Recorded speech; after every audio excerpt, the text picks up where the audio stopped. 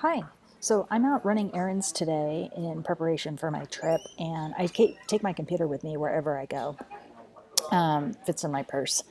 So while I'm sitting at the bank waiting to speak to somebody about a couple of questions that I just want to clarify before I go, I pulled out my computer and I'm going to show you really what I'm doing in Evernote. And Evernote's really just allowing me to become or maintain my productivity and get all of my things organized. Now, the bank says they have Wi Fi, but I'm on the Wi Fi and it's not a secure connection. It's just an HTTP connection. So I'm having trouble syncing here, which you can see, but that's not a problem because it's still, I'm able to really in this case, what I'm doing is I'm processing my inbox and getting this stuff filed. And you can see this little icon here really just indicates that I've made a local change that hasn't been sunk up to the cloud. So when I get back on Wi-Fi, it will sync. So really what I'm just doing is processing this information, filing it, and I want to keep all of this stuff in here right now because I'm going to be dealing with it today